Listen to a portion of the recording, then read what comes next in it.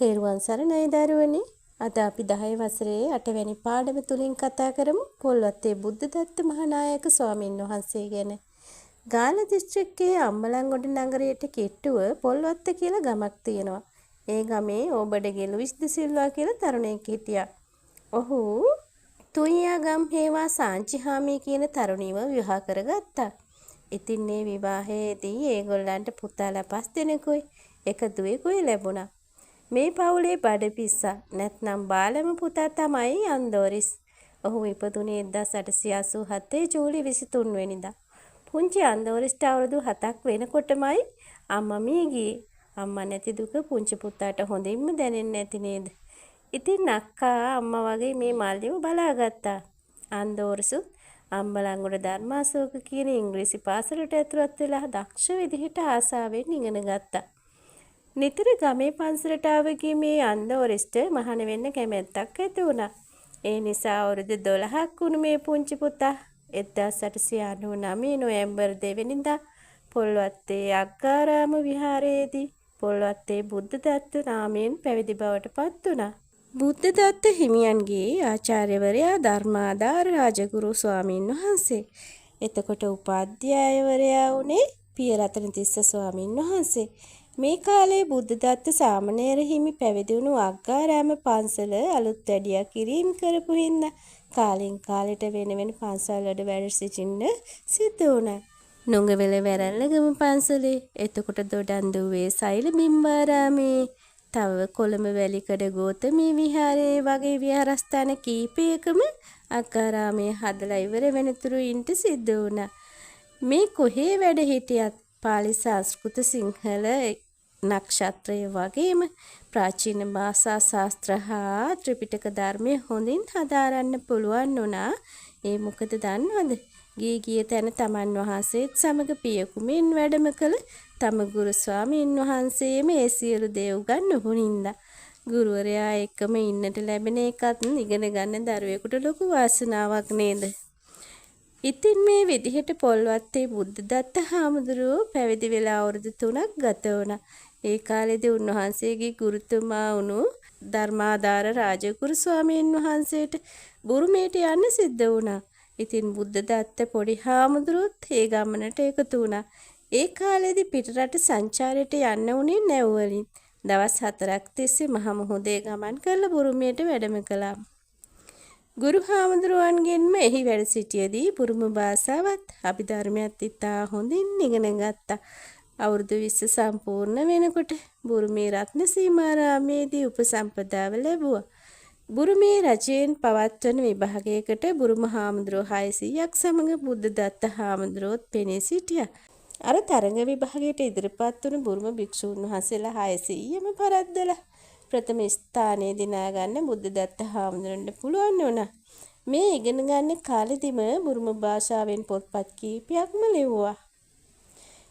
ඉතින් පොතේ 20 වන සියවසේ ආරම්භ වීමත් එක්කම ඔයාලට මතක ඇති ලංකාවේ බෞද්ධයින් එකතු වෙලා මිෂනාරි අධ්‍යාපන ක්‍රමයට විරුද්ධව බෞද්ධ පාසල් විවෘත කරමින් තිබුණ කාලය. ඉංග්‍රීසි නම් අතහැරලා බෞද්ධ නම් තියාගත්තු කාලය. මේ වගේ සමාජයේ පරිවර්තනයක් සිද්ධ වෙන කාලෙක තමයි බුද්ධදත්ත හාමුදුරුවෝ ආපහු ලංකාවට වැඩම කළේ. උන්වහන්සේ ඉංග්‍රීසි ඉගෙන ගන්න ආනන්ද විද්‍යාලයට ඇතුළු වුණා. මේ කාලේ බෞද්ධ ප්‍රබෝධයේ රැල්ලක් මෙන්න කාලයක්නේ. ඒ කාලේ භික්ෂුන් වහන්සේ නමක් ඉංග්‍රීසි ඉගෙන ගන්න එකට මිනිස්සු හරියට නිඳා අපහාස කළා.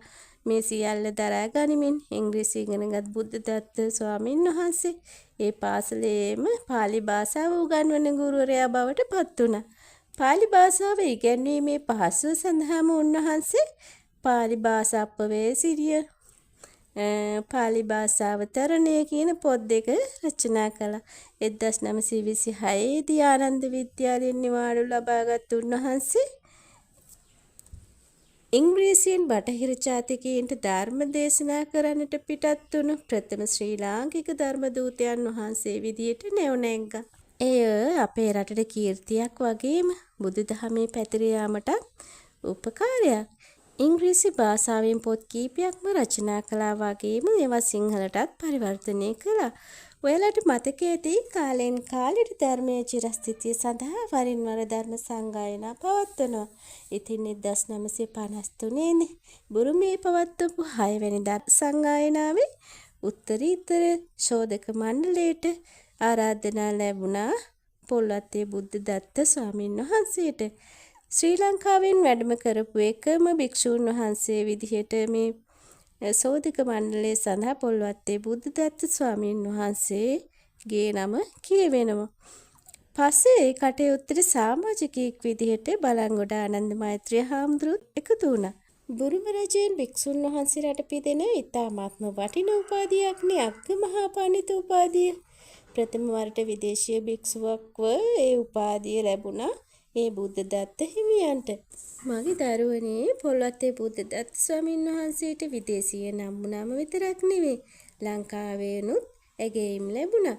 අපේ රටේ ඒ කාලේ තිබුණු ප්‍රාචීන භාෂා උපකාර සමාගමෙන් සම්මාන පඬිත උපාධිය පිරිනැමුවා. ඔයාලට මතක ඇති පැරණි විද්‍යෝදය පිරිවෙන පසුව විද්‍යෝදය විශ්වවිද්‍යාලය බවට පත් වුණා. එයින් ශාස්ත්‍ර සූරිය උපාධියත් පිරිනැමුවා. අද ශ්‍රී ජයවර්ධනපුර විශ්වවිද්‍යාලය කියන්නේ ඒකටනේ. ලංකාදීප පුවත්පතින් සාහිත්‍ය කීර්ති උපාධියත් පිරිනැමුවා. ඒ වගේම විද්‍යාලංකාර පිරිවෙන පස්සේ විද්‍යාලංකාර විශ්වවිද්‍යාලය බවට පත් වුණා. එහෙම කැලණි විශ්වවිද්‍යාලය බවට පත් වූ ආරම්භයේ සිටම උන්වහන්සේ අපවත් වන තුරුම බෞද්ධ දර්ශනයේ මහාචාර්යවරයා විදිහට කටයුතු කළා. උන්වහන්සේ සිංහල පාලි ඉංග්‍රීසි බුරුම භාෂාවලින් ලියපු පරිවර්තනය කරපු සංස්කරණය කරපු පොත් 100කට වඩා තියෙනවා. පුංචි ගමක ඉපදෙලා උගත්කම නැමැති වටිනාකම ජීවිතයට ලබාගෙන ඒ සියලු දේ සම්බුද්ධ ශාසනයේ දියුණුව පැවැත්ම සඳහා මෙදවූ උන්වහන්සේ අමරපුර කල්යාණ වංශ නිකායේ මහා නායක ධූරයේ දරමින් බැබළුණා. 1962 නොවැම්බර් 9 වෙනි දින ඒ මහා යතිවර පහන හෙළදැයින් නිවි ගියා.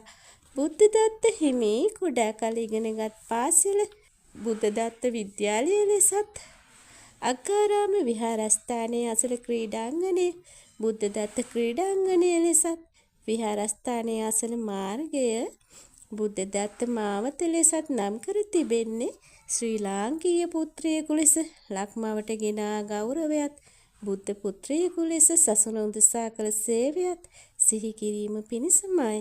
රටටත් සම්බුද්ධ ශාසනයටත් අමිල සේවාවක් කළ අති උදාර සුචරිත චරිතයන් දැක දැන හැඳින එම චරිතය ලක්ෂණයන් තම ජීවිතයට උකහා ගන්නා ඒ තුලින් තමන්ටත් අනුන්ටත් යහපතක්ම සිදු කරන පින්බර දරුවන් පිරිසක් බිහි කිරීම මේ පාඩමේ අභිප්‍රාය වෙනවා.